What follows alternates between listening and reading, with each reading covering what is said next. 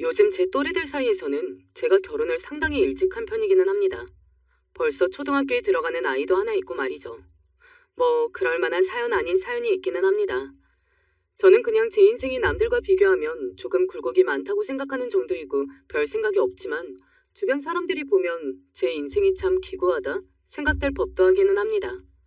아내와 어떻게 만나는지 설명하기 위해서는 제 인생사에 대해 조금 이야기할 필요가 있을 것 같으니 잠시 이야기를 해볼게요. 저는 굉장히 힘든 유년기를 보냈습니다. 사람들이 흔히들 이야기하는 가난한 집, 그리고 알코올 중독인 아버지, 집을 나간 엄마, 뭐 그런 집 말이에요. 왜 누군가가 불우한 가정 환경을 가졌다 하고 이야기하면 쉽게 떠올릴 수 있는 것들 있잖아요. 저는 그런 것들을 다 가진 환경에서 나고 자랐습니다.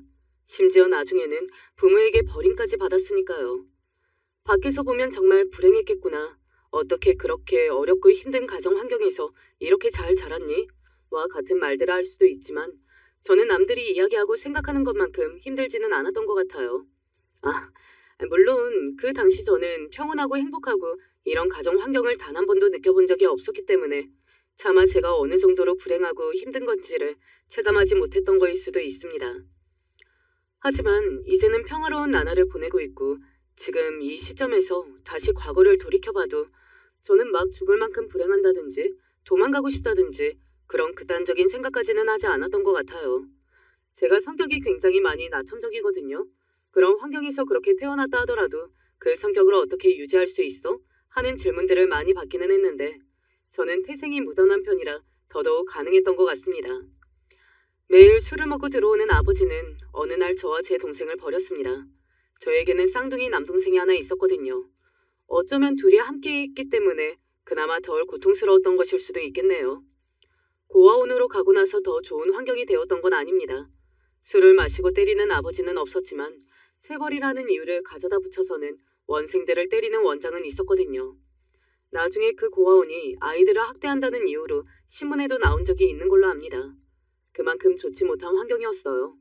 하지만 그곳에서도 나름 잘 버텼습니다. 일단 동생과 함께 한다는 게 가장 컸어요. 다른 아이들은 죄다 혼자 버려져서 가족이라고는 없었는데 저희는 그래도 서로가 있었잖아요. 그게 정말 크게 의지가 되었던 것 같아요. 형, 내가 언젠가 돈 꼭 많이 벌어서 형 호강시켜줄게. 고작 10살인 나이에 그런 말을 할 줄 아는 아이였습니다. 그리고 무척이나 저를 많이 따랐고 말이죠. 뭐 아시는 분들은 아시겠지만 보통 그렇게 학교에 갈 정도로 큰 아이들은 입양이 되지 않아요. 입양을 하시는 분들도 아주 어린 아이들을 선호하는 편입니다. 당연히 저와 제 동생은 그곳에서 오래 있을 수밖에 없었습니다. 그러던 어느 날이었어요. 눈을 뜨니 옆에 자고 있던 동생이 없는 겁니다. 온 고아원을 다 뒤졌지만 동생이 없었어요. 원장님, 정훈이가 없어요. 뭐? 정훈이가 없어? 얘가 대체 어딜 갔단 말이야? 그곳에서 일하는 분들까지 다 나서서 찾았지만 제 동생은 온데간데 없었어요. 정훈이가 여기가 싫어서 나갔나 보다. 그럴 리가 없어요. 정훈이는 제 옆에서 떨어지는 애가 아닌데. 제 동생을 조금이라도 안다면 그런 말을 할 수가 없었습니다. 동생은 정말 형아 껌딱지라는 별명이 있을 정도로 제 옆에 붙어서 한시도 떨어지지 않는 아이였어요. 그런 아이가 저를 여기에 두고 고아원에 나갔다니요. 그리고 겁도 많은 애였는데 말이죠. 선생님이 경찰에 신고할 테니까 너는 여기서 얌전히 기다리고 있어. 알겠지? 저는 그때 어렸습니다. 그 말을 믿을 수밖에 없을 만큼 말이죠. 그리고 고아원을 나가서 동생을 찾으러 갈 수도 없었어요. 동생이 언제 돌아올지 모르는 일이니까요. 그렇게 한 해, 두 해가 지났습니다. 동생은 돌아오지 않았어요. 그간 가만히 있었던 건 아니었습니다. 울면서 떼도 써보고 그곳에 선생님들 몰래 경찰에 신고했다가 몹시 혼이 났던 적도 있어요. 하지만 고작 10살이 된 아이가 할 수 있는 거라고는 딱 그 정도였어요. 더 이상 할 수 있는 것도 힘도 없었습니다. 그렇게 저는 18이 되었습니다. 그 나이가 되도록 저를 괴롭히고 구박하는 원장을 떠나지 않은 건 단 하나의 이유였어요. 언제 동생이 다시 돌아올지도 모른다는 그 이유 말이죠. 하지만 18이 되던 해에 고아원을 떠날 수밖에 없었습니다. 더 이상은 그곳에 머무를 수 없는 나이가 되었던 탓에 말이죠. 닥치는 대로 일을 했습니다. 정말 안 해본 일이 없다는 말은 저 같은 사람이 들어야 할 만큼 안 해본 일이 없이 일했어요. 돈을 많이 벌어야겠다는 생각 하나뿐이었습니다. 돈을 많이 벌면 길이 나오지 않을까 생각했거든요.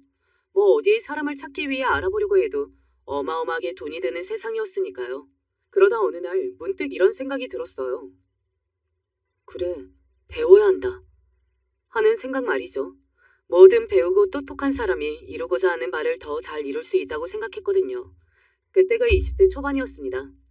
모았던 돈이 꽤 있었던 덕에 야간 대학을 등록할 수 있었어요. 그리고 그곳에서 지금의 아내를 만났습니다. 첫눈에 제가 반했어요. 아내는 지금도 정말 예쁘지만 그때는 더더욱 예뻤거든요. 함께 대학을 다니던 사람들이 모두 아내를 흠모할 만큼 말입니다. 아내는 저와 비슷한 처지의 사람이었어요. 어린 시절 부모님이 사고로 돌아가시고 친척집을 전전하며 크다가 어느 날 놀러를 가자고 해서 손을 잡고 따라갔더니 고아원에 자기를 데려다 놨다고 했습니다. 언젠가 찾으러 오겠다는 지키지도 않을 약속을 하고서는 말이죠.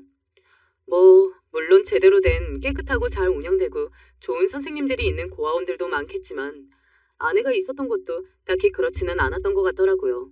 그래서 아내도 정말 많이 고생을 했다고 했습니다. 나는 16이 되던 해에 그냥 나왔어. 거기서 그렇게 맞고 구박을 받느니 나와서 뭐라도 해보는 게 낫겠다고 생각했거든.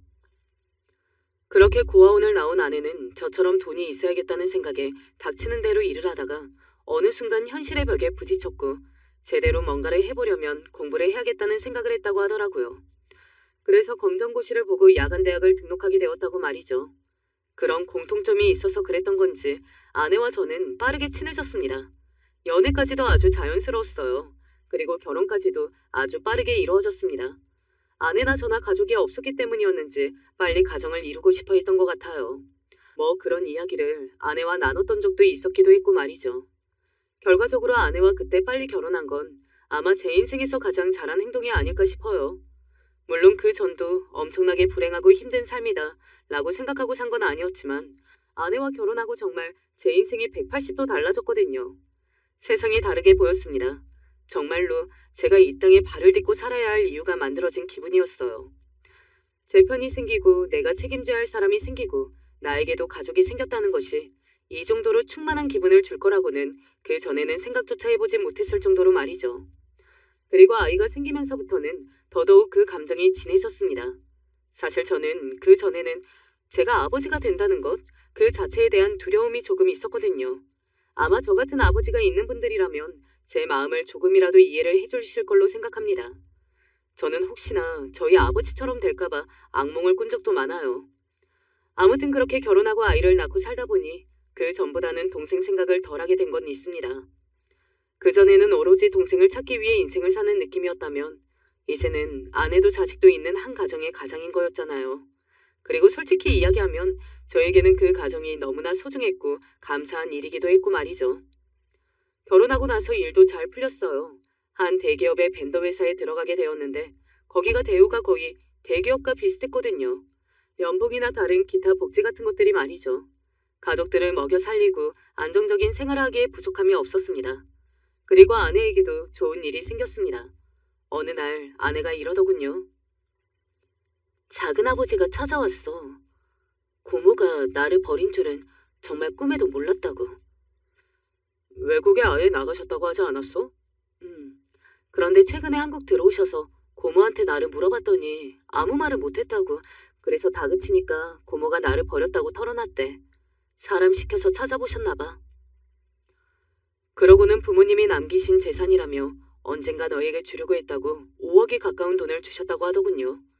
아내의 말로는 부모님이 아마 가지고 있으신 재산이 더 많았을 테지만 그거라도 자신에게 돌려준 게 어디냐고 자기는 평생 가족들이 자신을 모르는 척하고 살 줄 알았다며 울었습니다.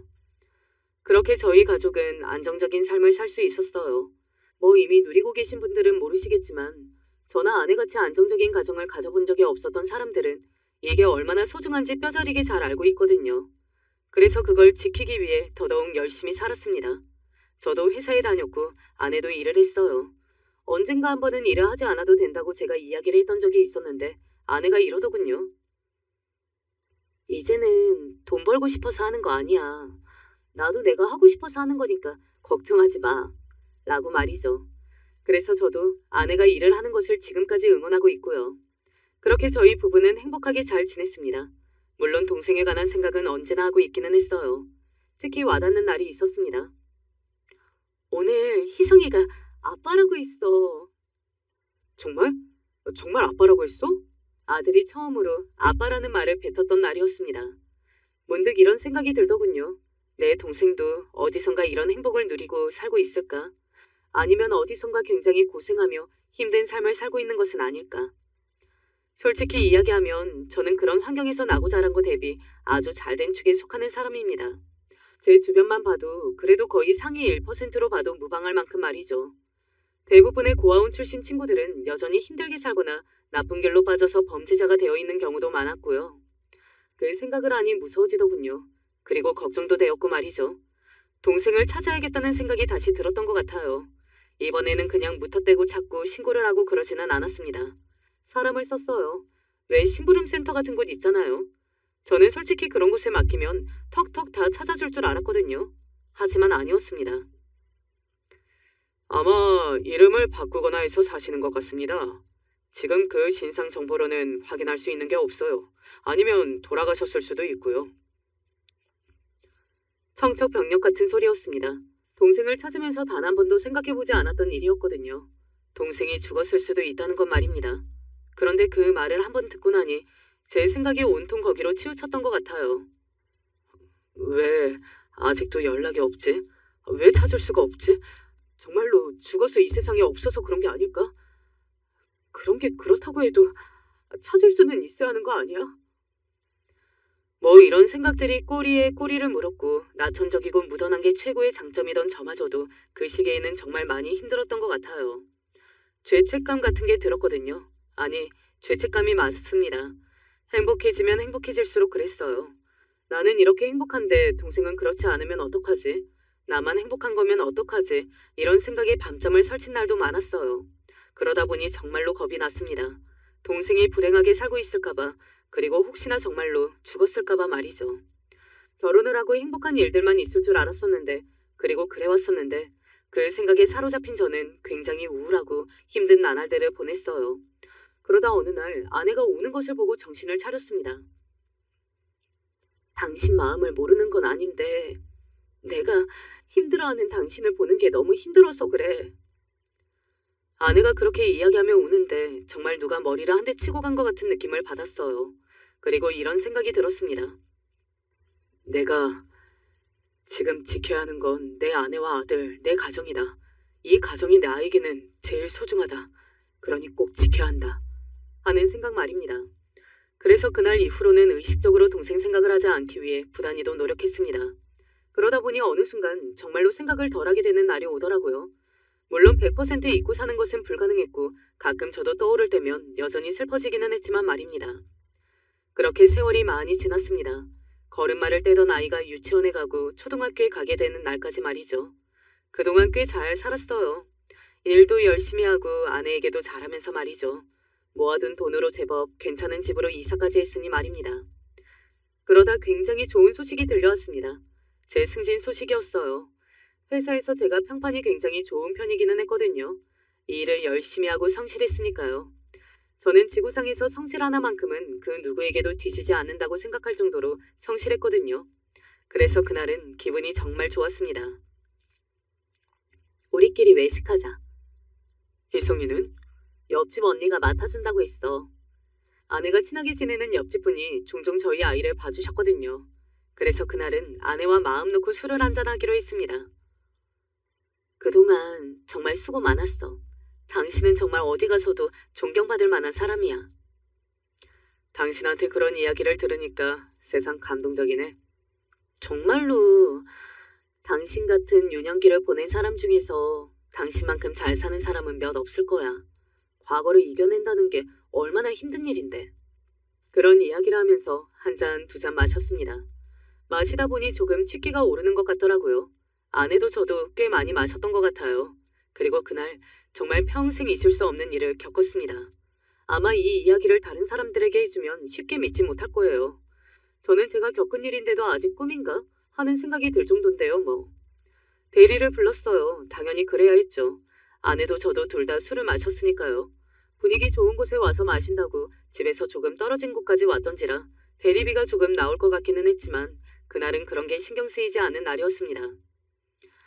술에 취해서 비틀거리며 서 있다가 아내가 기사님이 오셨다는 말에 뒷자리에 탔어요. 그리고 저는 눈을 감았습니다. 술을 마시고 차를 타면 속이 늘 좋지 않았거든요. 그럴 때는 그냥 자는 게 최고니까 그럴 작정으로 눈을 감았어요. 그런데 아내와 대리기사님의 대화 소리가 어렴풋이 들려왔습니다. 그런데 기사님, 낯이 있는 것 같아요. 그런가요? 제가 평범하게 생겨서 그런 이야기 종종 듣습니다. 아닌데, 어디서 본 얼굴인데? 아내가 드문드문 그렇게 이야기하는 것을 듣고는 이 사람도 취하기는 했구나 하는 생각이 들던 그때였습니다. 아내가 박수를 짝 하고 치고서는 뭔가 대단한 발견이라도 한 사람처럼 큰 소리로 외쳤어요. 생각났다. 기사님, 우리 남편이랑 너무 많이 닮으셨는데요? 라고 말이죠. 아마 평소에 저였다면 그 말을 듣든 말든 그냥 잠을 잤을 거예요. 저는 원래 술을 마시면 꼭 잠을 자야 하는 사람이었으니까요. 그런데 왜 그런 느낌 아시나요? 어딘가 그 기사님 얼굴을 확인해 봐야 할 것 같은 그런 느낌 말이죠. 여보, 일어나봐. 기사님이 당신이랑 너무 많이 닮았어. 아내도 호들갑을 떨면서 저를 깨우더라고요. 나중에 아내한테 들은 이야기인데 만약에 평소에 아내였다면 대리기사의 얼굴을 제대로 볼 생각도 하지 않았을 겁니다. 그리고 그런 식으로 말을 걸고 하지도 않았을 거고요. 그런데 그날은 저도 아내도 어딘가 답지 않은 행동들을 한 거죠. 다 그런 일이 일어나라고 그랬던 것처럼 말입니다. 제가 눈을 뜨고 몸을 일으켜 앞좌석의 기사님 얼굴을 확인했어요. 그 기사님도 뭔가 기분이 이상했던 건지 아니면 고객이니 말을 다 들어줘야 한다고 생각했던 건지 순순히 고개를 돌리더라고요. 그리고 그 얼굴을 확인한 순간 저는 술이 정말 홀라당 다 깼습니다. 정말 순식간에 그렇게 정신이 말짱해지는 경험은 처음 해보는 경험이었어요. 너 정훈이니? 그곳에는 제 동생이 앉아 있었습니다. 쌍둥이이긴 하지만 세월이 지나면서 살아온 게 달라 그런지 얼굴이 그 전만큼 똑같지는 않았어요. 하지만 제 쌍둥이 동생이 맞았습니다. 모를 수 없는 얼굴이었어요. 형? 정민이 형. 동생도 한눈에 저를 알아봤습니다. 저희 두 사람은 한동안 아무 말을 할 수 없었어요. 그저 멍하니 서로를 바라볼 뿐이었습니다. 일단은 저는 이게 현실인지 꿈인지 싶은 생각도 들었고 말이죠. 그런데 현실이었습니다. 너 어디 있었어 이 자식아? 저는 그렇게 이야기하고는 동생을 부둥켜 안고 울기 시작했어요. 25년이 넘는 세월이 지나 있었습니다.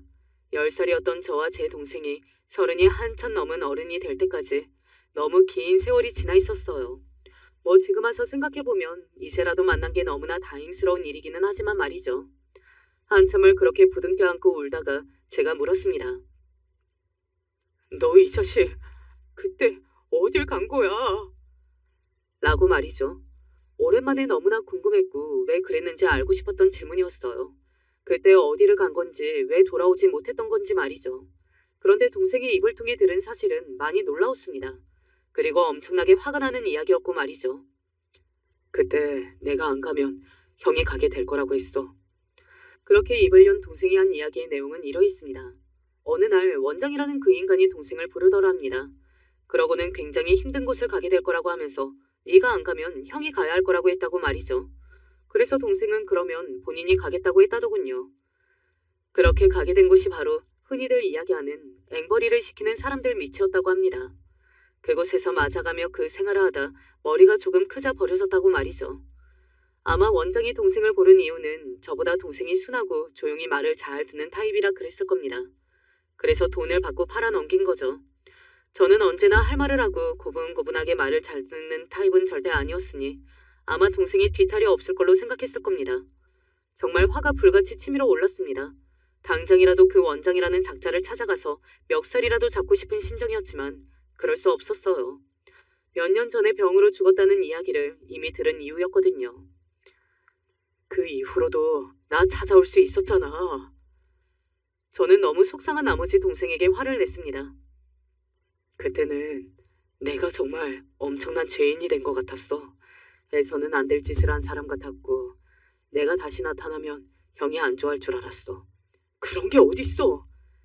그리고 나중에 형을 찾아갔을 때는 너무 성실하게 너무 잘 살고 있어서 아는 척을 할 수가 없었어. 내가 나타나면 형한테 짐만 될까봐. 동생은 그렇게 이야기하면서 울었습니다. 순간 그 동생의 얼굴에서 10살이었던 과거의 얼굴이 보였던 것 같아요. 그리고 동생의 손을 잡았습니다. 그 순간 저는 다시 한번 오열할 수밖에 없었어요. 동생의 손이 정말 거칠었거든요. 할아버지의 손이라고 해도 믿을 만큼 말입니다. 그간 얼마나 고생하며 살았을지 훤히 느껴졌습니다. 그간 못한 이야기를 하느라 밤을 새웠습니다. 동생도 안 해본 일이 없이 다 해봤다고 하더군요. 최근에는 목수 자격증을 따서 낮에는 목수 일을 하고 밤에는 대리운전을 한다고 했습니다. 그렇게 열심히 돈을 벌어서 뭐에 쓰려고 그러나 물었더니 이렇게 대답하더군요. 얼마 전에 아이가 생겨서 라고 말이죠. 동생은 결혼해서 첫 아이가 생긴 지 얼마 안 된 상태였습니다. 아이가 생겼다는 소식을 듣는 순간 정말 열심히 살아야겠다 하는 생각과 함께 제 생각이 났다고 하더군요. 그래서 형이 보고 싶었는데 이렇게 만나게 된 게 너무 꿈만 같다고 말이죠. 동생은 착실하게 돈을 모아서 조그마한 집 하나도 샀다고 했습니다. 그리고 자격증 같은 것을 따기 위해 여기저기 알아보고 공부하는 동안 만난 여자와 결혼을 한 지 이제 막 3년이 되었다고 말이죠. 그렇게 이야기하면서 웃는 동생을 보며 한시름 놓았던 것 같아요. 동생도 너무 잘 살고 있어서 말입니다. 너무 꿈 같은 일이다. 아내가 저희 이야기에 울다 웃다를 반복하다 그렇게 말했던 게 기억이 나네요. 네, 정말 꿈 같은 이야기입니다. 그리고 사실 지금도 가끔 실감이 안 되기도 해요. 그렇게 꿈 같은 재회를 한 지 얼마 지나지 않아 가족끼리 자리도 마련했습니다. 재수 씨는 상당히 좋은 사람 같아 보였어요. 우리 형제가 그래도 부인 복은 있나 보다 하는 생각이 들었던 것 같습니다. 동생이 문득 이런 이야기를 꺼내더군요. 아버지 찾아갔던 적 있어? 아니, 살았는지 죽었는지도 몰라. 알고 싶지도 않고. 그런 제 대답에 동생은 잠시 망설이는 것 같더라고요. 그 아이는 원래 그런 아이였습니다. 정말 대책 없이 착했어요. 저는 그게 늘 마음이 쓰였었고 말이죠. 왜? 너는 궁금해? 제가 동생에게 그렇게 물었습니다. 평생 술이나 마시고 부인과 자식들을 때리는 걸로도 모자라 결국은 자식들을 버리기까지 한 그 양반의 생사가 뭐가 그렇게 궁금한지 저는 이해를 할 수는 없었지만요. 나는 얼마 전에 한번 찾아뵀었어. 동생은 아버지의 생사를 궁금해하고 찾아보고 싶다고 생각하는 것을 넘어 이미 찾아보고 만나고 온 다음이더군요. 그렇게까지는 정말 생각해보지 못했었기 때문에 많이 놀랐던 것 같아요. 그래서 저는 아무 말도 하지 못하고 가만히 동생을 바라보았습니다.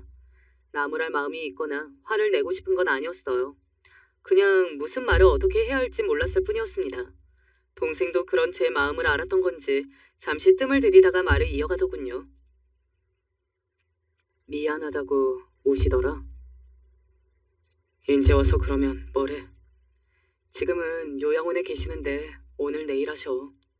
죽을 때가 돼서 하는 후회와 사과 아무 의미 없다. 그 생각은 지금도 변함없는 생각이기는 해요. 다 지나고 나서 후회하고 사과하면 뭐하나요? 그 당시에 고통스러웠던 기억이나 상처는 하나도 치유되지 않는 건데 말이죠. 다 본인들 속 편해지자고 다 털어내고 가벼운 마음으로 죽고 싶어서 하는 말이지. 나랑 같이 아버지 한번 안 만나볼래? 그래도 살아계실 때. 동생이 그렇게 이야기하는데 저는 대답을 하지 못했습니다. 사실 뵙고 싶은 마음이 없었어요. 그런데 어딘가 간절한 얼굴로 함께 가자는 동생의 말을 차마 거절하지는 또 못하겠더라고요. 그날 집으로 돌아와서 아내와 정말 많은 대화를 나눴습니다. 저도 어떻게 해야 좋을지 그리고 어떻게 하고 싶은지 제 마음을 하나도 모르는 상황이었으니까요. 그런데 아내가 이런 말을 하더군요. 나는 고모가 나를 보고 싶다고 하면 만나줄 거야. 왜? 복수하게? 아니기는 한데 결국에는 맞기도 하지. 그게 무슨 말이야? 그냥 보여주고 싶거든. 네가 버렸어도 나는 잘 살았다. 그 누구보다 잘 살았고 잘 살고 있다. 네가 나한테 한 짓은 내 인생에서 하등 영향을 주지 않았다. 라는 걸. 반대로 생각하면 그렇게 생각할 수도 있겠더라고요. 네가 나한테 한 짓은 나한테 아무런 영향이 없었다. 너는 내 인생에서 딱 그 정도였을 뿐이다. 라는 걸 보여준다고 생각하면 그게 제 나름의 복수일 수도 있겠다는 생각이 들었습니다. 그래서 그날 아내와 긴 대화를 나눈 뒤 동생에게 전화했어요. 아버지를 보러 가겠다고 말이죠. 그리고 아버지를 만났습니다. 25년이 훌쩍 넘는 시간이 지나서 말이죠. 정은이한테 이야기 들었다. 좋은 회사도 다니고 좋은 아내를 만나서 잘 살고 있다고. 얼마나 다행이라고 생각했는지 모른다. 여러 가지 감정이 들었던 것 같아요. 그가 다행이라고 안심하는 것도 싫었지만 어딘가 짠한 마음이 들기도 했습니다. 솔직히 저도 그런 감정이 들 거라고는 생각하지 못했었고, 그리고 왜 그런 감정이 들었는지 짜증도 나고 화도 났었어요. 아버지가 다행으로 생각하라고 열심히 잘 산 거 아니에요. 제가 정색하고 그렇게 이야기했습니다. 아버지는 조금 당황한 것 같기는 하더라고요. 그래도 거기까지 찾아왔으니 어느 정도 용서했거나 아니면 그래도 마지막으로 얼굴을 보러 온 걸로 생각한 것 같았습니다. 저는 제가 행복하고 잘 살기 위해서 그냥 열심히 산 것뿐이에요. 누구한테 인정받으려 그런 것도 보여주려고 그런 것도 아니고요. 솔직히 정훈이한테 이야기 듣기 전까지는 아버지를 단 한 번도 떠올리지 않고 살았습니다. 돌아가셨는지 아닌지 궁금하지도 않았고요. 아버지는 가만히 듣고 계셨습니다. 그런데 정훈이가 이야기하니 돌아가시기 전에 얼굴이나 뵙자 하는 마음으로 나온 겁니다. 다시는 찾아오는 일 없을 거예요. 형, 그러면 안녕히 계세요. 그렇게 인사를 하고 나왔습니다. 제가 그렇게 나올 때까지만 해도 아무 말 없이 저를 바라보기만 하셨던 아버지가 제가 나가고 나서 동생한테 네 형은 그때나 지금이나 여전히 독하다고 했다고 하더군요. 뭐 아버지 성질머리를 생각하면 그 말도 동생이 상당히 많이 순화한 거긴 할 겁니다. 아버지를 그렇게 뵙고 오니 자연적으로 궁금해지는 사람이 생겼습니다. 그간 잊고 살았다고 생각했는데 말이죠. 하지만 저는 동생에게는 따로 묻지는 않았어요. 그런데 그런 제 마음을 알았던 건지 아니면 동생도 같은 생각을 했던 건지 저에게 이야기를 먼저 꺼내더군요. 어머니도 찾아봤어? 라고 말이죠. 제가 가만히 동생을 바라봤습니다. 어머니는 정말 찾기 힘들더라. 집도 많이 옮기셨고 그러면서 결혼도 여러 번 하셨고 그래서 못 찾을 줄 알았는데 아, 어머니도 찾았구나 하는 생각을 했습니다. 그리고 그 예상은 맞았고요. 한눈에 알아보기는 하시더라. 사실 나는 그래도 눈물겨운 상봉 같은 걸 기대하긴 했었거든. 아니면 적어도 미안하다, 반갑다 라는 말이 오고 갈 줄 알았는데 기겁하시더라고. 제가 아무 말 없이 동생을 바라봤습니다. 동생은 상당히 상처받은 얼굴을 하고 있었어요. 그 뒤로 나온 말들을 들어보니 충분히 그럴만했고요. 지금 잘 살고 있는데 복수하러 왔냐고 그러시더라. 너한테? 자기 너무 잘 살고 있고 지금 남편이랑 자식들은 자기한테 다른 자식이 있는 거 모른다고. 그거 알면 지금 자기 가정이 박살난다고. 그러면서 돈을 바라냐 뭘 바라냐 다시는 나타나지 말라 뭐 그런 식으로 동생한테 이야기했다더군요. 저는 그 이야기를 듣고 상당히 많이 화가 났습니다.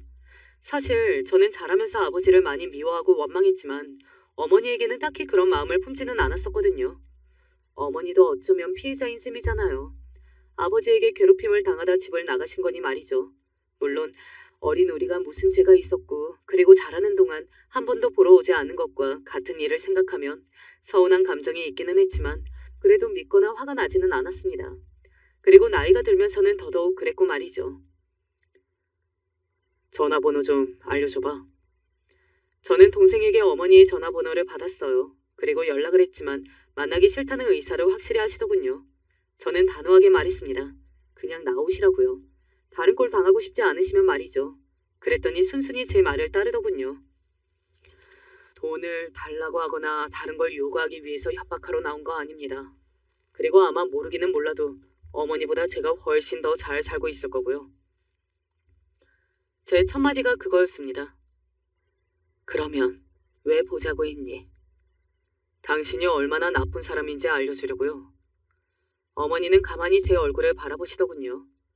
제가 자라오면서 당신을 크게 원망하지 않은 이유는 결국 당신도 아버지의 피해자니까. 그래서 그럴 수밖에 없었을 걸로 생각했으니까 였어요.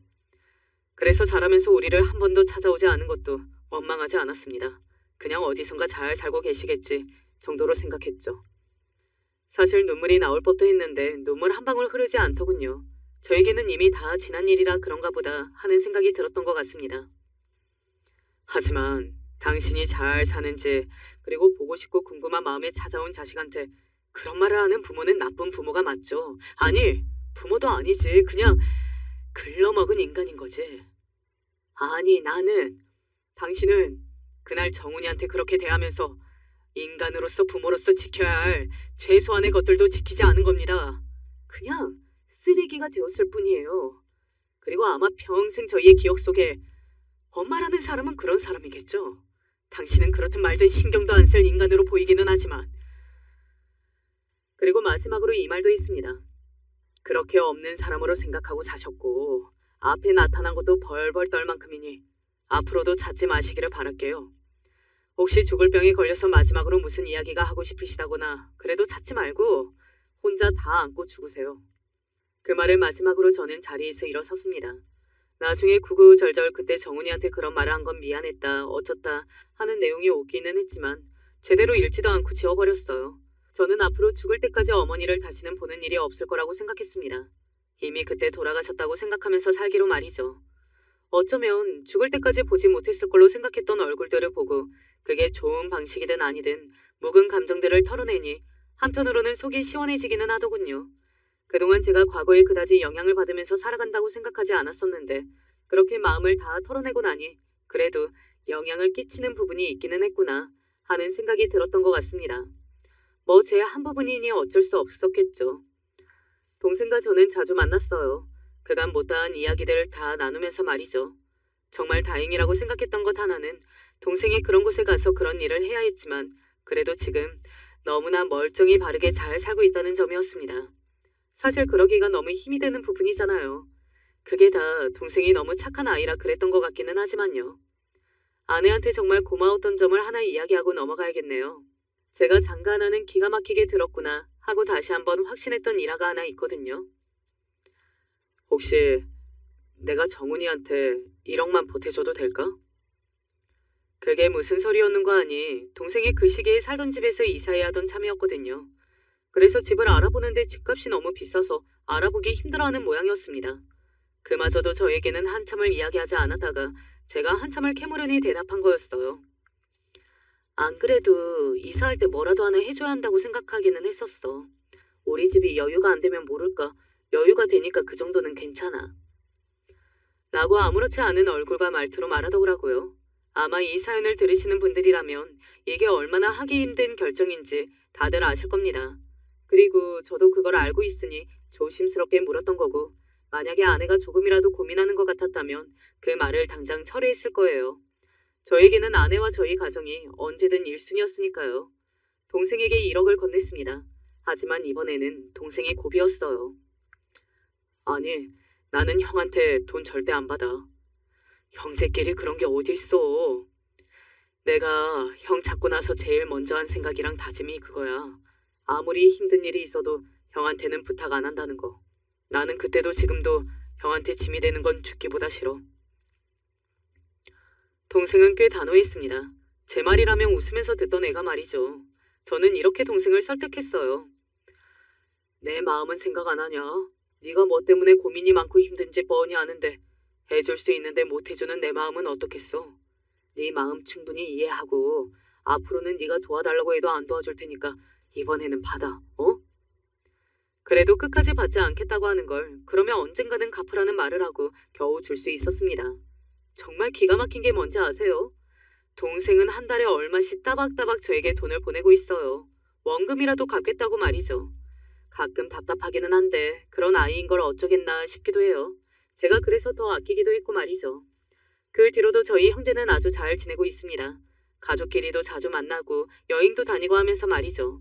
너무나 감사하게도 저희 아내와 재수 씨가 정말 언니 동생처럼 잘 지내고 있고 두 사람 다 형제 자매가 없는 사람들이라 더더욱 가까워진 것 같았습니다. 게다가 아내는 먼저 엄마가 되었잖아요. 그래서 아이를 처음 낳고 키워보는 것에 서툰 재수 씨를 정말 살뜰히 챙기더라고요. 언젠가 재수 씨가 울면서 자기에게 정말로 언니가 생긴 것 같아서 너무 감사하고 고맙다고 이야기한 게 기억이 나네요.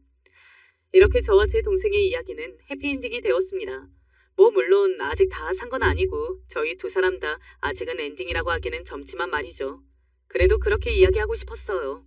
아, 그리고 마지막으로 얼마 전에 있었던 일 하나를 말씀드려볼까 합니다.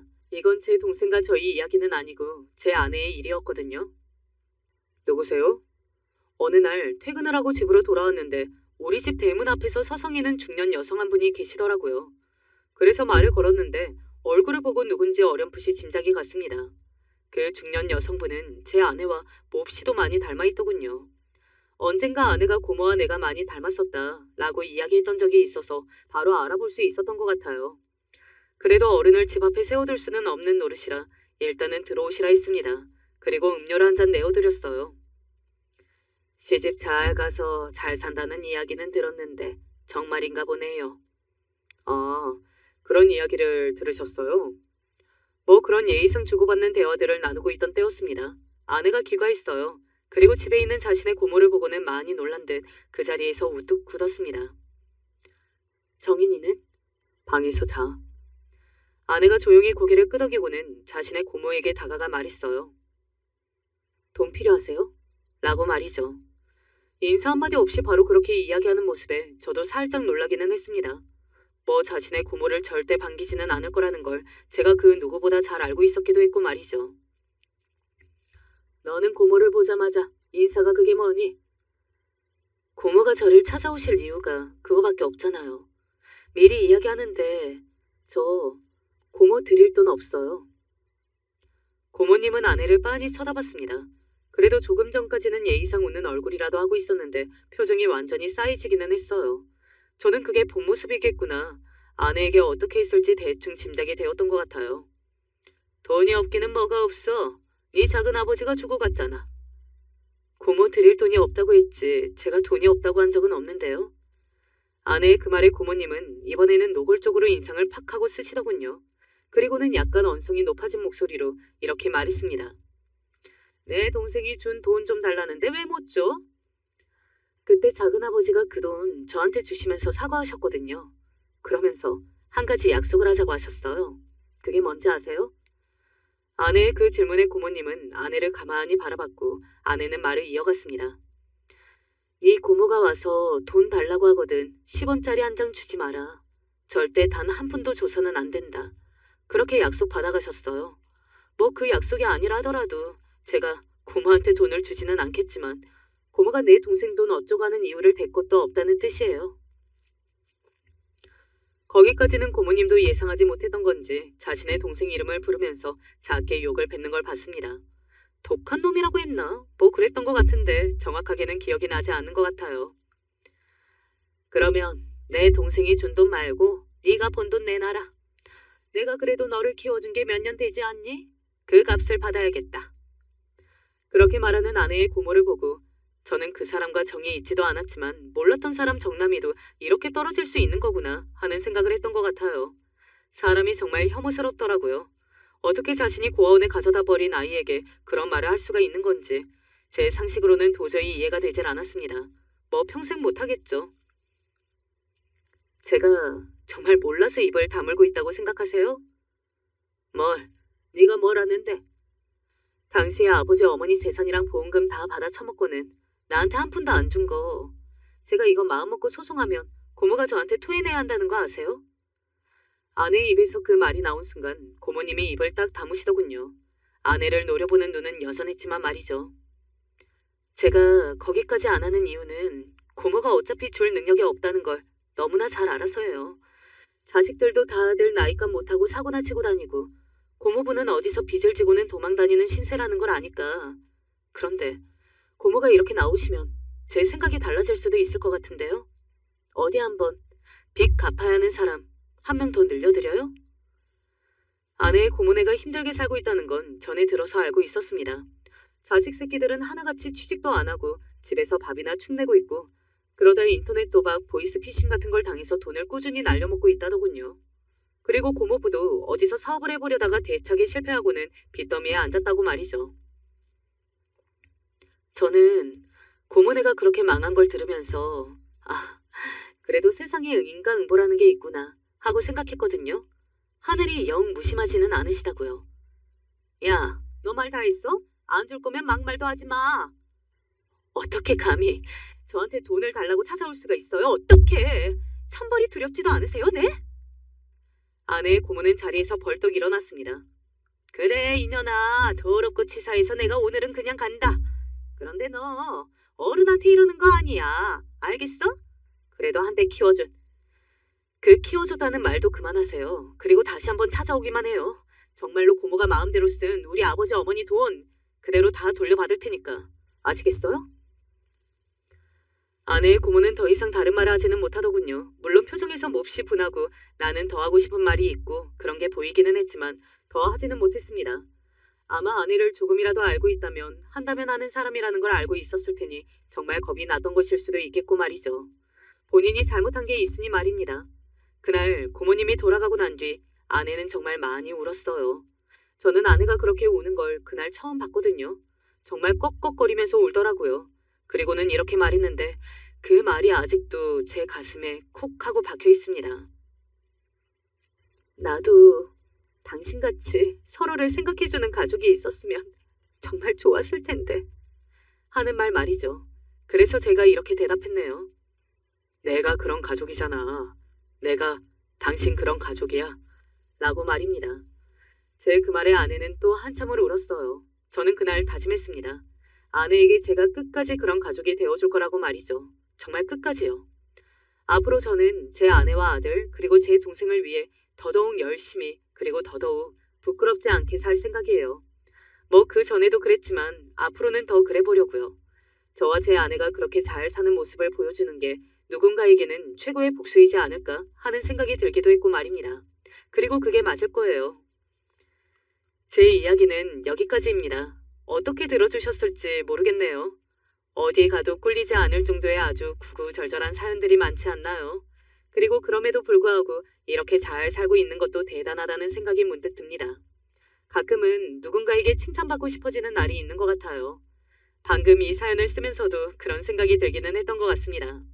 나 참 열심히 살았네 하는 마음도 들고 말이죠. 뭐 그전의 인생도 죽을 만큼 힘들거나 고통스럽지는 않았지만 그래도 한 가지 소원 아닌 소원이 있다면 앞으로의 인생은 아내와 동생 그리고 제가 사랑하는 사람들끼리 소소한 행복을 나누며 즐겁고 평화롭게 살아갔으면 좋겠기는 해요. 그래도 나름대로 고생을 많이 해왔으니 이 정도는 바래도 되지 않을까 생각해 봅니다. 그러면 저는 이제 여기서 이야기를 마무리해볼까 합니다. 마지막까지 제 이야기를 들어주시고 공감해주신 분들에게 감사의 인사를 전할게요. 그리고 언제 어디서나 제일 1순위는 건강이니까 다들 건강하시고 또 여러분의 가정에도 언제나 평화만이 가득하시기를 바랍니다. 이 이야기는 아주 많은 분들이 들어주셨으면 해요. 그리고 또 부디 좋은 시선으로 제 선택을 바라봐 주셨으면 해요. 글재주는 없지만 한번 시작해 볼게요. 제가 태어날 무렵에 아버지는 안 계셨고 어머니께서 홀로 자식들을 키워오셨어요. 아무래도 형편이 넉넉지 않고 형제들도 있다 보니 공부도 많이 하지 못했는데요. 그래도 어찌어찌 나중에 기술을 배워서 잠깐 직장도 다녔어요. 하지만 썩 대단한 직장은 아니라서 그마저도 벌이가 시원찮았어요. 그러던 차에 다른 일을 좀 알아보면서 저도 어느새 나이를 조금씩 먹어가고 있었는데 이상하게도 이런 저를 보고 좋다는 여자가 있더군요. 처음에는 돈도 없고 학력도 안 되는 내가 뭐가 그렇게 좋은가 싶었는데 그 여자는 어릴 때 자기네 부모님이 일찍 돌아가셔서 일찍 가정을 꾸리고 싶다고 하더군요.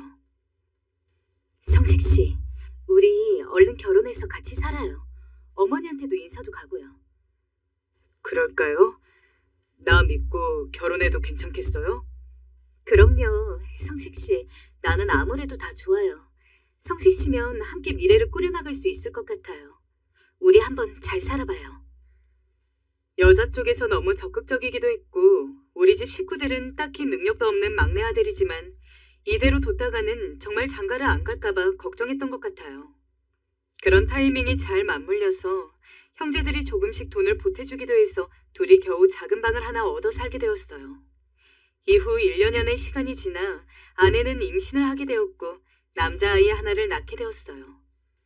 아버지에 대한 기억이 전혀 없는 내가 아버지가 된다니. 아들이 태어나던 날의 감상은 정말 벅차오르다 못해 어디다 표현할 길이 없더군요. 고마워 여보. 너무 고생 많았어. 안간힘을 쓰며 고생해준 아내도 고맙고 피덩이로 나와서 앵앵거리며 눈도 제대로 뜨지 못하는 그 생명체를 보니 가슴 저 밑에서부터 뭔가가 끓어오르는 게 느껴졌어요. 정말 그간 별 관심이 없고 제대로 돌아보지 않았던 내 인생이지만 이제는 정말 장난이 아니다. 앞으로는 더 칼을 갈며 살아야 한다는 생각을 하게 되었어요. 그러면서 제대로 된 직업도 있어야 할 것 같아서 근처 알고 있던 사장님을 통해 일자리를 소개받기도 하고 작은 회사에서 관리하는 업무를 보기도 했어요. 사장님은 뭐든 성실하게 하는 저를 마음에 들어 하셨어요. 성식 씨, 열심히 해줘서 고마워. 덕분에 회사에 요즘 활기가 도네. 더 열심히 해야죠. 감사합니다. 아, 성식 씨 아들이 지금 몇 살이야? 이제 2살이에요. 아휴, 그래서 열심히 일하는구만. 한참 클 때이네. 제가 열심히 일하는 건 오로지 가정 때문이었죠. 저만 보고 있는 아내와 아들을 위해서는 못할 게 없었어요. 그래서 나름 제 수준에서는 생활비를 당신 모자라지 않게 아내에게 주었다고 생각해요. 아내도 늘 고마워하면서 받았고 돈을 갖다 줄 때마다 맛있는 찌개와 돼지고기를 잔뜩 삶아서 항상 든든하게 차려주었거든요. 그런데 어느 날 너무도 충격적인 일이 벌어졌습니다. 인생이란 놈이 원래 그런 건지 제 인생만 이런 건지 갑자기 아내가 나와 아들 앞에서 사라져버렸거든요.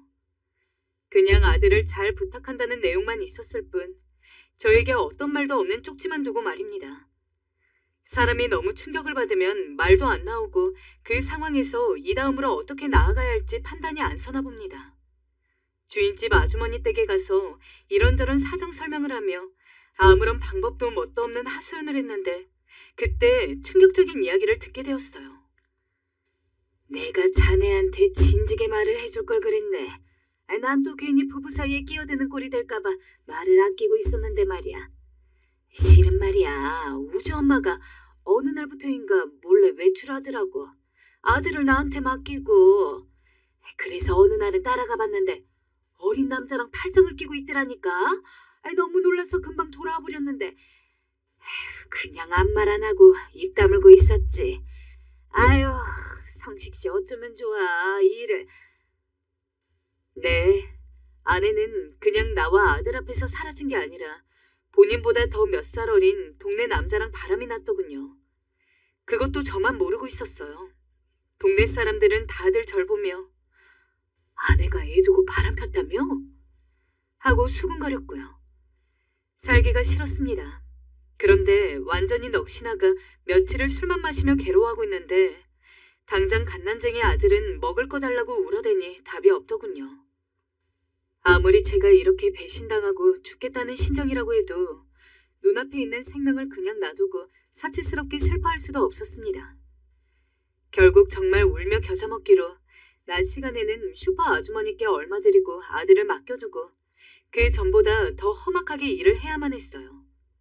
땀으로 범벅이 되어서 슈퍼 아주머니께 아들을 받아 안으면 아들 역시 고나고 땀에 절은 얼굴로 저를 바라보는데 얼마나 가슴이 아팠는지 모릅니다. 제 엄마가 있었으면 편히 안겨서 어디 산책이라도 다니고 엄마 품에서 실컷 놀았을 텐데 말이에요. 그렇게 어이없이 종족을 감춰버린 아내가 너무 허망하게 느껴지고 미워지다가도 숨을 쌕쌕거리면서 잠드는 아들을 보면 그건 그것대로 너무 예쁘게만 느껴졌어요. 우주야, 아빠가 잘 키울게. 조금만 아빠 믿어줘. 아이의 볼을 대고 그런 말을 혼자 중얼거리는 날들이 많았죠. 그렇게 아주 힘겹게 일을 이어가면서 배를 골아가면서 아들과의 거처를 겨우 서울로 옮기게 되었어요. 저 역시 서울 쪽으로 옮겨가서 일용직을 하려니 이전보다는 일거리가 좀 늘어서 살만하더군요. 물론 몸은 나만하지 않고 늘 진한 땀냄새를 풍기며 밥도 허겁지겁 먹어가면서 일을 해야 했어요. 그래도 내 자식이 있으니 저는 그런 대로 일을 해나갔고 아껴 쓰면서 살다 보니까 그럭저럭 아들과 살만한 작은 집에 몸을 누이게 되었어요. 아들도 시간이 갈수록 자라가면서 학교에도 들어가게 되었고 집에 잘 들어오지 못하는 제 아빠에게 이런저런 투정도 안 하고 열심히 공부를 했어요. 그런 모습들이 얼마나 기특하게 여겨졌는지 모릅니다.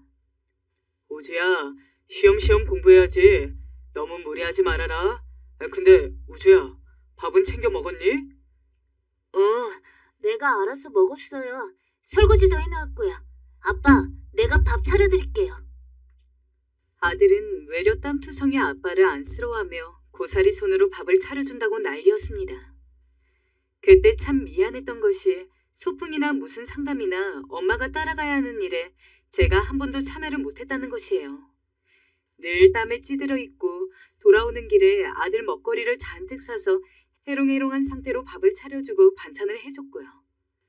학원이나 뭔가를 가고 공부를 하고 싶다 하면 돈을 대주는 정도밖에 해줄 수 없었어요. 그런데도 아들은 아빠, 고마워요. 하고 말하곤 했어요. 어린데도 때 한 번 안 쓰는 아들이었죠. 아들은 공부를 꽤 잘하는 편이라서 가끔 선생님한테 전화가 걸려오고 매번 좋은 이야기만 듣게 되었어요. 우주는 교우 관계도 좋고 머리도 좋고 이해력도 좋아 공부도 잘하는 편이에요. 이대로라면 좋은 대학을 목표로 해봐도 되겠어요, 아버님. 그래요? 신기하네요. 전 어렸을 때 공부를 못했는데. 그땐 그냥 그런가 보다 했어요. 아이 성적표를 늘 확인하거나 하진 않았기 때문이에요. 아이한텐 뭐니 해도 중요한 건 건강이고 얼마나 행복하냐이지 성적이 다가 아니라고 생각했으니까요. 허나 아들은 그런 제 생각과는 달리 바락바락 애를 쓰며 공부를 하곤 했어요. 뭐 저렇게까지 하나 싶을 정도로 말이죠. 그러다 결국 내 아들이 일을 치더라고요. 바로 당당하게 의대에 합격해버리고 그 길로 의사의 길까지 큰 풍파를 겪지 않고 쭉쭉 이어서 가게 된 것이었어요. 우리 아들 정말 대견하구나. 아비가 딱히 해준 것도 없는데 뭐라 해야 할지 모르겠다, 아들. 아니에요, 아버지. 그간 학비 대주시고 도와주셔서 감사합니다. 고맙긴. 우리 기념으로 오늘 고기라도 먹으러 가자꾸나. 아들이 대학에 합격한 날 저는 아들을 데리고 고기를 먹으러 갔습니다. 마음으론 더 맛있는 걸 사주고 싶었지만 이거라도 아들 입에 넣어주며 제 마음을 표현하고 싶었죠. 잘 자라줘서 고마운, 한없이 고마운 그런 마음이요. 당시 저는 노가다를 하면서 일을 해오던 중 이제 몸이 슬슬 축나 일을 좀 쉬고 싶었으나 갑자기 아들 학비 생각도 나고 아직 아들이 장가를 안 갔으니 좀 더 해야 되겠더군요. 그래서 몸이 죽어나라 또 일을 하게 되었어요. 아이고, 나이도 있으면 그만 좀 하지. 그러다 몸 축나겠어. 우리 나이에 몸도 사릴 줄 알아야 해. 네, 적당히 할게요. 가끔 가다가 밥을 먹으러 가는 식당 아줌마께서 제게 걱정 어린 얼굴로 이런 말을 하시곤 했지만 저는 조금이라도 몸이 성할 때 하루라도 일을 더해 돈을 더 벌고 싶은 마음뿐이었어요.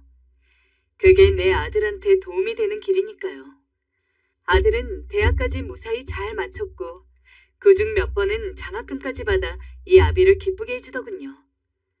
아버지, 이번 학기는 돈 안 대주셔도 돼요. 하면서 소식을 전해오는데 이 녀석이 자기 아빠 고생 안 시키려고 열심히 공부했을 거 생각하니 눈물이 앞을 가리더라고요. 그렇게 제 아들이 의대를 졸업하니 주변에선 더할 나위 없이 절 부러워했어요. 우주 아빠는 좋겠어. 혼자 몸을 아들을 의대에 보내고 말이야. 대단해, 대단해. 둘이 키워도 못하는 일을 우주 아빠 혼자 해냈네 그려. 그러게 말입니다. 근데 저는 한 게 없어요. 우리 아들이 다 알아서 했죠. 솔직히 말하면 그런 칭찬도 듣기 싫지 않았어요. 어쨌건 자식 잘 키웠단 칭찬이니까요. 그러고 나니 이제는 아들이 장가만 가면 되겠다 싶더군요. 그럼 이제 저도 아들에 대해 더 걱정할 게 없을 것 같았어요. 그런데 어디 내놔도 빠지지 않을 아들이 30이 되어도 여자 얘기를 도통 꺼내질 않더군요. 의사 생활이 바쁜 건 알지만 그래도 아들이 하루하루 나이를 먹어가니 마음이 초조해지더군요. 우주야, 아버지에게 소개시켜주고 싶은 여자 없냐? 만나는 여자 없어? 없어요, 아버지. 그래. 제가 실망한 기색을 내비쳐도 아들은 그저 없다는 대답만 일관했어요. 아들은 심지어 결혼에 딱히 뜻이 없다며 지금 이 생활에 만족한다는 말을 하더군요. 그러니 더 걱정될 수밖에요.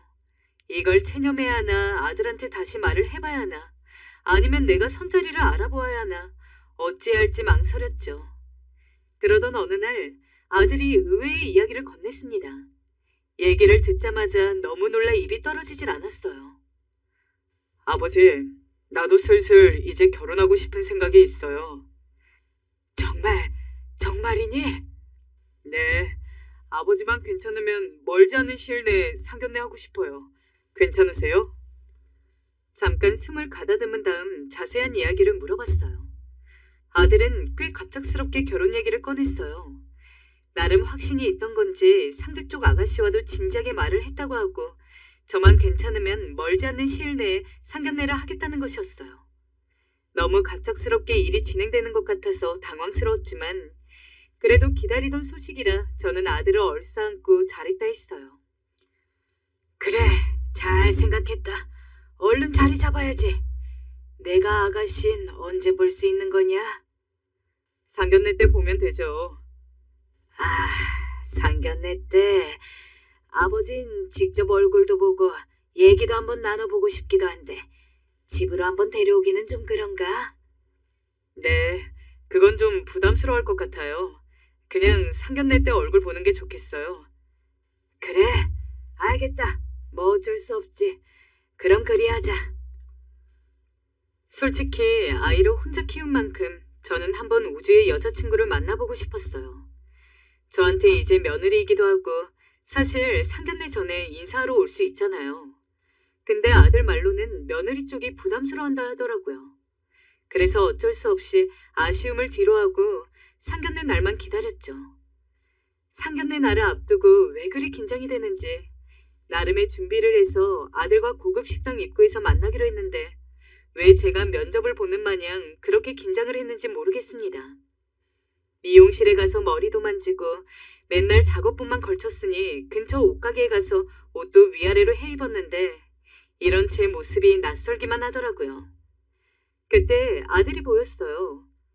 허나 이때 아들의 반응이 이날 저를 무척 속 시끄럽게 하더군요. 아버지, 옷이 너무한 거 아니에요? 머리는 또 그게 뭐고 다른 것도 아니고 상견례인데 이런 날은 신경을 써야지 뭐 하자는 거예요? 아니, 나는 그래도 신경 쓴다 했는데 많이 이상한 거냐? 그냥 들어가요.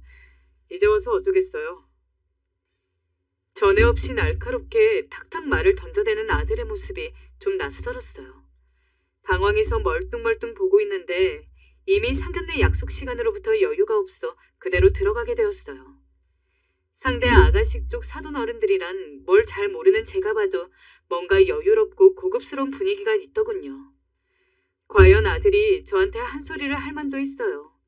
같은 자리에 있는 자체가 계속 신경 쓰이고 수도 없이 머리를 매만지고 옷깃을 다시 여잡게 되는 그런 위축되는 부유함이 있더군요. 왠지 모를 낯선 감정에 계속 무한함을 느끼고 있었죠.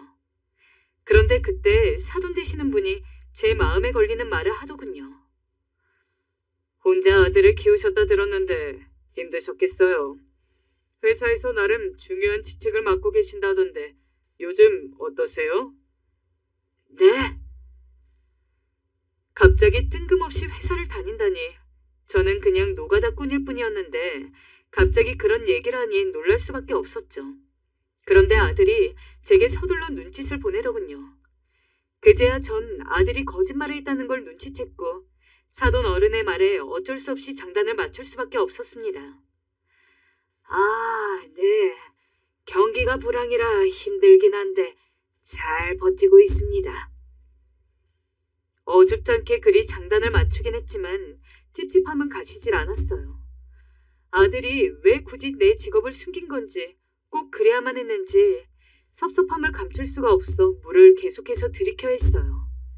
상견례가 무사히 끝난 후에야 저는 아들을 붙잡고 물었습니다. 우주야, 왜 아버지 직업을 거짓말한 거냐? 말하기 창피했어? 그런데 바로 미안한 기색을 보일 줄 알았던 아들이 제 말을 듣자 그냥 한숨을 푹 쉬더니 이러더군요. 네, 아무래도 그렇잖아요. 격이 안 맞으니까요.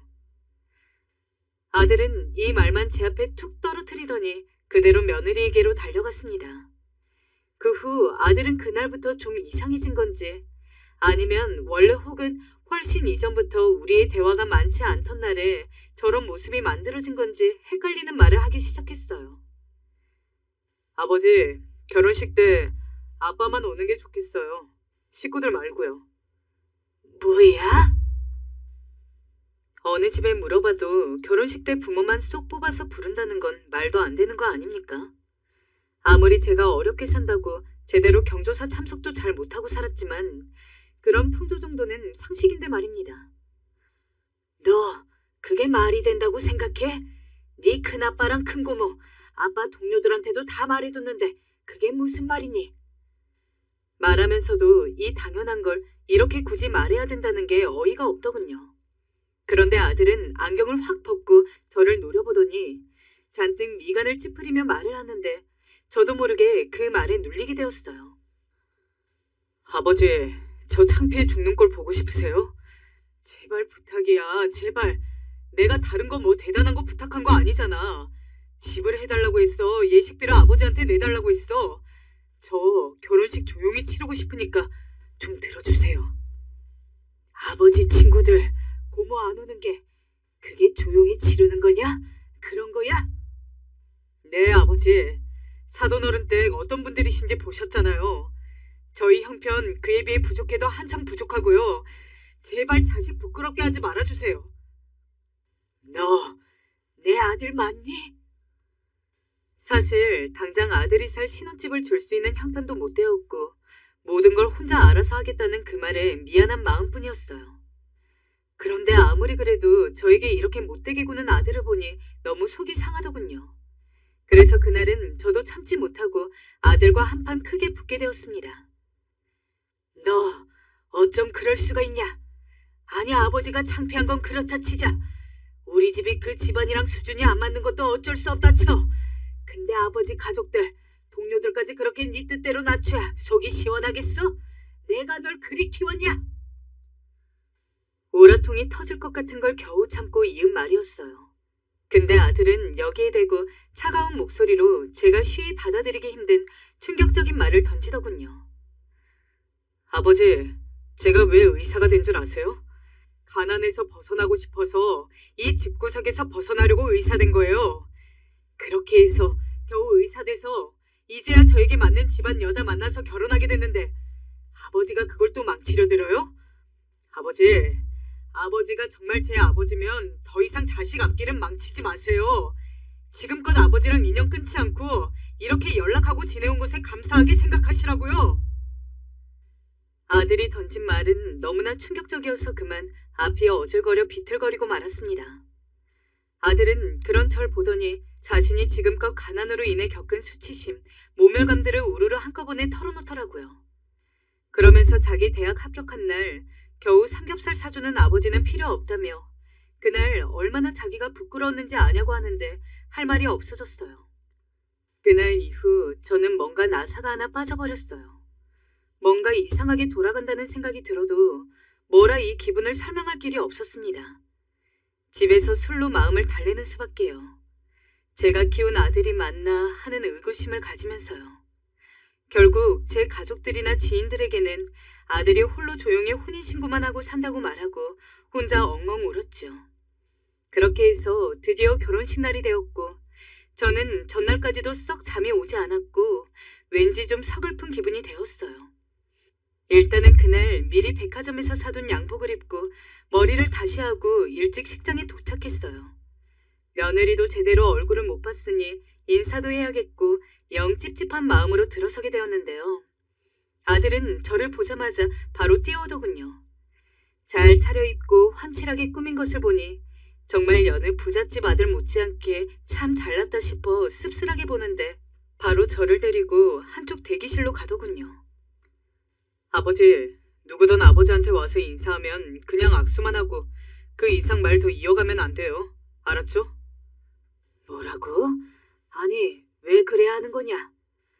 그냥 그러라면 그렇게 하세요. 대체 왜 아비인 제가 이렇게까지 아들 결혼식에서 이런 모습으로 있어야 한다는 건가요? 이유라도 설명해 주었으면 좋았을 텐데 바쁘다며 그 이상 말을 더 하지 않고 바로 나가버리더군요. 결국 어쩔 수 없이 저는 앵무새처럼 아들이 부탁한 대로 악수만 하고 감사 인사만 짧게 전했어요. 이건 마치 고깃집 앞에서 움직이며 인사하는 오뚜기 인형이랑 다를 게 없는 꼴이더군요. 차라리 안 오는 게 더 나았을까 싶을 정도로 참 기분이 이상했습니다. 나중에 나가는 길 아무래도 마음이 개운치 않아서 아들을 불렀어요. 대체 내가 왜 이렇게 해야 하냐고 물었는데요. 아까 아버지랑 인사한 사람들은 하객 알바하는 분들이에요. 내가 아주 급하게 불러서 쓴 거예요. 쓸데없는 얘기 안 했죠? 뭐? 하객 알바? 돈 받고 하객인 척 하는 거예요. 아무튼 쓸데없는 얘기 안 한 거 맞죠? 일단은 얼른 집으로 가셔요. 다시 연락할게요. 도대체 이날 제가 뭘 위해서 서 있던 건지 나야말로 그 알바인가 뭔가 하는 사람들이랑 다를 것도 없는 거 아닙니까? 버스를 타고 그냥 창밖만 보면서 돌아오는데 말로 표현이 안 될 정도로 감정이 복받치더군요. 아들이 그렇게 해달라고 하니 한 것뿐이지만 왜 그렇게 어이없이 눈물이 났던 걸까요? 새삼 한심하게 내가 자기를 키우려고 얼마나 고생을 했고 땡볕 아래 땀으로 목욕을 해가면서 돈을 벌고 먹였는데 하며 온갖 생각들이 치받치더군요. 그러면서도 다시 꾹꾹 누르기를 연속하며 왠지 모를 토할 것 같은 기분으로 빈집에 들어왔어요. 좀 시간이 지나 아들에게 연락이 왔고 저는 이미 마음이 꽤나 상해 있어 곱게 받지 않게 되더군요. 왜 연락했냐? 아버지 잘 들어가셨죠? 고생하셨네. 뒤처리하느라고 바빴어요. 수고하셨으니 용돈 보내드릴게요. 아들은 마치 수고비를 준다는 듯 제게 돈을 입금해준다고 하더라고요. 정말 성의 없이 제 할 말만 하고 끊어버리는 바람에 제가 상처받았던 상황들에 대해 한마디도 풀지 못했어요. 그런데 이후로 참 이상한 것이 일주일이 지나고 2주가 지나고 한 달이 돼도 아들의 연락은 거의 없었어요. 아니 어쩌면 예상했어야 할 상황일지도 모르죠. 그나마 기억나는 게 명절 때 전화가 왔고 둘이 번갈아가며 아주 짧은 몇 초 정도의 인사만 할 뿐 못 가서 미안하다며 용돈을 보내겠단 말만 하더군요. 그리고 얼마 지나서 확인해보니 용돈도 보내지 않았어요. 설마 내 예상이 맞을까 싶어 겨우 며칠을 고민하다가 전화를 걸었는데 알면서도 그날 저는 적잖은 충격을 받게 되었습니다. 몇 번이나 다시 누르고 전화 버튼을 눌러도 돌아오는 답은 같았어요. 지금 건 번호는 없는 번호라는 말이요. 나중에는 계속 누르다 못해 화로 번져서 이불에 전화기를 내동댕이 칠 정도로 아들이 저를 일방적으로 그렇게 무참히 단절해버린 현실은 정말 말이 안 되는 상황이었어요. 제가 대체 뭘 잘못했다고, 아니 우리 사이에 무슨 일이 그렇게 있었다고 저를 그렇게 마네킹도 못하게 취급을 한 데다가 연락까지 끊어버린 거랍니까? 제 쪽에서는 아무리 아들 쪽이 연락을 하려고 해봤자 방법이 없었어요. 믿어지시나요? 저는 그 상태로 2년이 넘도록 아들과 며느리 쪽에 아무런 무엇도 없이 지내야만 했습니다. 한마디로 인연이 끊긴 거죠. 그렇게 지내는 동안 저는 가히 제정신이 아니었고 매일을 술 없이는 잠을 잘 수가 없었어요. 입맛도 없고 속 아프게 술만 들이마시느라 가끔 정신이 아찔한 날도 있었어요. 돈 벌어서 생기는 모든 걸 다 아들과 이 작달만한 집에 보태며 살았더니 여전히 저는 하루 벌어 하루 살아야 하는 형편이었고 술 마시다가 돈 떨어지면 고꾸라진 몸을 일으켜 또 일하러 나가고 다시 또 널브러져 있다가 돈 떨어지면 다시 나가는 식으로 살게 되었어요. 그렇게 지내고 있던 중 가뜩이나 힘들어 비틀비틀거리는 저를 누가 발로 걷어차는 마냥 비참한 상황을 또 만나게 되어버렸어요. 때는 올해 설이었고 집에서 이러고 있는 저를 형과 누나가 불러서 떡국 먹자고 하기에 오랜만에 들렸어요. 그날 마침 큰 조카가 자기 애들을 데리고 왔더라고요. 그 모습을 보고 한없이 또 서글퍼져서 멍하니 보고 있는데 조카가 저에게 건넨 말을 듣고 머리가 너무 띵하다 못해 기가 막혔습니다. 우주 요즘 엄청 잘 나가죠? 강남 어디 쪽 부근에 성형외과도 차렸던데 우리 와이프도 가끔 SNS 같은 데서 봤다며 엄청 신기해요. 진짜 고생 많이 하셨는데 보람 많으시겠어요. 솔직히 용돈 엄청 많이 받고 계시죠? 자식 잘 키우셔서 톡톡히 보시네요. 뭐라고? 성형외과를 차렸다고? 모르고 있으셨어요? 아들은 저와는 연락을 끊어버리고 혼자 그렇게 비싼 땅에 병원을 차려서 쭉쭉 성공의 가도를 달리고 있다더군요.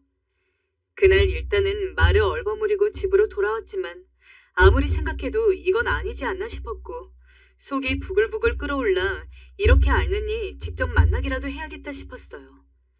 정말 창피하고 죽고 싶을 정도로 수치스러웠지만 큰조카에게 전화해서 상황을 말하고 병원 위치를 알아냈어요. 당황하고 미안해하는 조카의 반응을 신경 쓸 겨를도 없이 저는 무작정 그 길로 병원으로 쳐들어가게 되었어요. 그래, 잘 살고 있었니? 그런데 입구에서 만난 아들은 바로 저를 단번에 알아보곤 보자마자 주변을 살피더니 다시 저를 구석으로 몰고 가는 게 아니겠어요? 아버지, 저기 말이라도 하고 오셔야죠. 아니, 연락드릴게요. 일단 가세요. 여기 보는 사람들 눈 많아요. 저는 그 순간 분노를 참을 길이 없었고 눈에 핏대가 올라오는 게 스스로 느껴질 정도였어요. 정말 눈이 튀어나올 듯 아들에게 빽빽 소리를 질러대었습니다. 야, 이 버러지 같은 자식아! 네 애비를 버리고 니만 잘 살면 다야? 네 애비가 그렇게 우스워? 내가 널 어떻게 키웠는데 어떻게 애비한테 이럴 수가 있어? 부모한테 이럴 수가 있어? 그 허옇고 널쩍한 병동 안에서 사방이 대리석인 양 번뜩이는 그 장소에서 내 아들임에도 아들이 아닌 상태로 저를 차갑게 내쫓으려는 아들에게 저는 왁왁 분노를 토해버렸어요. 뭘 해도 아들에게 다 쏟아내고 끝내버리리란 생각뿐이었어요. 그런데 아들이 절 보고 그러더군요. 아버지, 아직도 정신을 못 차리신 거예요? 제가 그렇게 눈치를 드렸으면 이제 알아차리실 때도 됐잖아요. 뭐? 저 아버지랑 인연 끊고 살아가고 싶은 거요. 그냥 적당히 아버지도 알아듣고 장단 맞춰주시는 건 줄 알았는데 지금 여기에 와서 대체 뭐 하시는 거예요? 혹시 아버지 돈 필요하세요? 아, 그럼 계좌번호 놓고 가세요. 제가 지금껏 키운 양육비 톡톡히 다 계산해서 드릴게요. 이 못된 놈의 자식, 너 어떻게 아버지한테... 아버지야말로 너무하시죠? 갑자기 말도 없이 저한테 일이 찾아오시면 어떡해요? 전 아버지 지금 미국에 있다고 말해놓은 상황인데 제 아내가 아버지라도 마주쳤으면 어쩔 뻔했냐고요? 정말 왜 그리 대책이 없으신 거예요? 그 순간 제 마음속 어떤 끈이 풀리는 걸 느꼈어요. 아들을 향해 마지막으로 잡고 있던 그런 끈 말입니다. 어렸을 적 아들의 얼굴이 희미해지면서 지금 악마로 변해버린 아들의 모습만 제 눈에 들어왔죠. 허나 그냥 돌아왔으면 그나마 어찌 되었을지 모르겠는데 아들은 정말 남도 못할 짓을 저에게 저질러 버렸어요. 아들은 그 길로 경찰에 저를 신고해버렸더라고요. 소란을 피운 게 죄라면 죄로 저는 그 지역 지구대에 끌려갔어요. 결국 제 사정을 다 쏟아내니 더 이상 뭐라 상황이 진척될 만한 것도 없었고 여차저차 저는 풀려나게 되었는데요. 그날 정말 살고 싶지 않은 마음이 격렬하게 들었고 힘없이 터덜터덜 아무 거리나 걸어가고 있었는데 전화가 걸려오더군요. 정말 혹시나 하는 마음으로 전화기를 열어보았는데 큰조카였어요. 제 상황을 듣고 너무 놀라서 걱정이 되었는지 제 아빠인 저의 형님과 고모인 누나에게 말을 했다더군요. 다들 걱정하고 있으니 빨리 집에 들리라고 하기에 어쩔 수 없이 향하게 되었어요. 상식아, 너 왜 말을 안 했어? 누나는 제 말을 다 듣더니 결국 참지 못하고 엉엉 우시더군요. 그냥 머리를 파묻고 엎드려 있는 저에게 누나와 형은 비장하게 말을 이어가시더군요. 어쩔 수 없어. 기범이와 다시 아들과 아빠 노릇을 하며 살아가긴 이제 틀렸다고 보인다. 그래도 어쩌겠니? 너는 당연히 받을 건 받아야 해. 제 애비가 엄마 없이 그렇게 고생해서 키운 걸 알면서 지 혼자 자란 줄 알다니 찬벌을 받아야 하는데 그건 너도 애비로서 그것까진 바라지 않잖아. 그럼 네가 애를 그만큼 키워낸 값이라도 받아. 그건 당연히 네가 요구할 만한 거야. 하지만 전 고개를 내저었어요. 이 이상 아들과 더 나를 세우고 뭘 하고 싶지도 않았고 그냥 저도 인연을 끊고 살고 싶었어요. 그래서 이젠 내게 아들이 없다 생각하고 그렇게 하루하루를 살기 시작했어요. 솔직히 지금껏 아들에게 들어간 돈이 컸던 만큼 저를 위한 노후는 아무것도 없었어요. 뭐라도 해야 돈을 벌어야 할 처지였죠. 오히려 그런 냉혹한 현실이 다시 저를 눈뜨고 살게 하더라고요. 저는 뭐라도 다시 해볼 기력으로 자리에서 일어났어요. 그런데 그때 누나가 제게 나이도 들었고 이제 몸 쓰는 일은 힘들 거라며 적지 않은 돈을 건네더군요. 얼마 안 되지만 그래도 이거로 뭐라도 시작해볼 수 있을 거야, 성씨가. 고마워, 누나. 저는 눈물로 그 돈을 받았고 그 돈으로 작은 돈가스 가게를 하나 차렸습니다. 대단한 수익을 바라고 시작한 가게는 아니었지만 늘 몸쓰는 일을 하면서 자주 먹었던 음식이 돈가스이기도 하고 나중에 이런 가게 하나쯤 내보는 게 소원이라면 소원이었거든요. 평생 해왔던 게 몸쓰는 일이라 식당 일이 낯설긴 했지만 아무래도 제가 해보고 싶은 걸 해서 그런지 저도 열정이라는 게 생기더라고요. 다행히 그때 지금의 제 처를 만났고 아르바이트생으로 들어온 아내가 제게 여러 조언들을 해주었습니다. 식당 경영에 대한 거라든지 음식 요리법이라든지 이런 것들을 아내에게 많은 도움을 받았어요. 그러다 보니 작은 가게로 시작했던 것이 어느덧 점점 확장을 해나가더니 손님들이 줄을 서야 먹을 수 있는 가게가 되어버렸죠. 이걸 보면 아내가 가장 흐뭇해했고요. 저는 누나에게 빌린 돈을 갖고도 넉넉할 만큼 돈을 많이 벌게 되었습니다. 그리고 가게가 2호점, 3호점을 내게 되었을 즈음 지금의 아내에게 프로포즈를 내 결혼을 하게 되었습니다. 가족만 초대한 조촐한 결혼식이었지만 결혼식에 물론 아들은 초대하지 않았습니다. 아내도 이미 제 사정을 들은 터라 이해해 주었고요. 아내에겐 전 남편 사이에서 낳은 자식들이 2명이 있었는데 그 자식들이 참 착했어요. 가게가 바쁠 때 저희 가게에 와서 자기들 사정 내팽개치고 일을 많이 도와주었거든요. 제 아들과는 달라도 너무 달랐죠. 그런 면에선 아내가 새삼 부럽더랍니다. 저는 아내의 다 큰 자식들도 어쨌든 한 식구이니 잘해줘야겠다는 생각으로 애들 여행도 보내주고 함께 식사하는 자리도 많이 만들었습니다. 아이들은 저를 잘 따라주었고 자기 엄마 행복하게 해주는 제게 고맙다며 효도도 하더랍니다. 그렇게 저는 아이들과 한 식구가 되어가는 듯 했어요.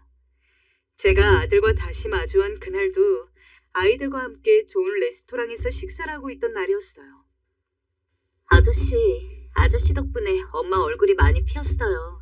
가게도 잘 돼서 너무 다행이에요. 다 너희들 덕분이다. 아저씨가 용돈 입금해 줄 테니 옷이라도 한 벌 사입고 그래라. 에이, 아니에요. 지금껏 많이 주셨잖아요. 안 받아도 돼요. 제가 주겠다 해도 기필코 손사래를 치며 거절하는 착한 아이들이었어요. 그렇게 그날도 작은 실랑이가 이어지고 있었는데 그런데 갑자기 레스토랑 입구 쪽에서 큰 소리가 나더라고요. 아니, 여기 또 들어오시면 안 된다 했잖아요. 나가세요. 손님들도 곧바로 그 목소리에 놀라 그쪽을 돌아봤고 저희 가족도 그쪽을 보게 되었는데 그만 저는 말을 잇지 못하고 포크를 떨어뜨리고 말았어요. 직원이 어떤 노숙자같이 생긴 남자에게 소리를 버럭버럭 지르고 있었는데 그 남자가 다름 아닌 제 아들이었기 때문이었죠. 경찰 부를 거예요. 나가주세요. 밥 좀 주세요. 저는 직원과 아들이 그렇게 말이 오가는 곳을 뚜벅뚜벅 걸어가 상황을 확인하게 되었어요. 다시 얼굴을 보니 아들이 맞더군요. 아버지. 아들은 절 보자마자 옷깃을 확 부여잡았습니다. 그러면서 제게 하는 말이 아버지, 돈 좀 있으세요? 저 밥 좀 하더라고요. 뒤에 아내가 이걸 보고 있던 생각은 하지 못하고 전 일단 아들을 붙잡고 어느 식당이라도 들어가게 되었어요. 아들은 하나에 5,000원 하는 우동을 그리도 맛있게 후루룩 먹더군요. 그릇까지 집어삼킬 기세로 그렇게 먹더니 갑자기 제게 미안한 얼굴로 김밥도 시켜도 되냐 묻더라고요. 감사합니다, 아버지. 저에게 격떨어진다며 가족도 초대 못하게 하던 아들이 5,000원도 없어 이런 거지 신세가 되었다니 눈으로 보고도 믿을 수가 없어 저는 한참을 멀뚱히 아들이 먹는 모습을 보았어요. 아들이 밥을 먹은 후엔 이제 어찌 된 일인지 알아야 했어요. 그래서 무슨 일이었는지 물었죠. 아들은 한참을 망설이다 이내 고개를 떨구더니 말을 이어갔어요. 의료사고가 있었어요. 세간엔 잘 알려지지 않았어요. 병원 측에서 철저히 비밀로 붙이려 했으니까요. 제가 환자 한 명을 그만 완전히 망가뜨렸어요. 그 때문에 돈도 잃고 면허도 잃었고요. 아내는 이미 진즉에 바람이 나 있는 상태였는데 제가 이런 일까지 당하니 바로 이혼하자 하더라고요. 그래서 이렇게 폐인이 되어서 살게 된 거예요. 벌써 1년이네요. 기가 막혔습니다. 그러고 보니 아들 병원에서 의료사고가 났다는 기사를 본 것 같기도 했어요. 그나마도 가물가물했죠. 아들이 그런 일을 저지르고 일이 살고 있을 줄이야 꿈에도 몰랐죠. 솔직히 말해 어떤 말을 해줘야 할지 몰랐습니다. 아들은 눈물을 흘리며 제게 죄송하단 말만 반복하더라고요. 죄송합니다, 아버지. 제가 쓰레기였어요. 아버지에게 너무 큰 죄를 저질렀어요. 이제 와서 용서해달란 말은 하지 않을게요. 그럴 자격도 없으니까요. 근데 문득 아들 얼굴을 보니 아들이 했던 말들이 생각나면서 불쑥 화가 치밀어 오르더군요. 부모 버리고 갔으면 잘 살기라도 할 것이지 왜 또 이런 모습으로 나타나 마음을 심란하게 하는 건지. 감정이 끌어올라 그만 분을 터뜨렸어요. 아들은 제가 화내는 걸 그대로 묵묵히 듣고 있더라고요. 그러다 아들은 무릎을 꿇었고 저는 아들을 얼싸안고 울게 됐어요. 아들도 아이처럼 제 어깨에 기대어 죄송하다며 엉엉 울었고요. 그 후 믿기지 않으시겠지만 아들은 저희 집에서 지내게 됐어요. 여보, 미안해. 불편할 텐데 내가 작은 방 하나 구해서 곧 내보낼게. 아니에요.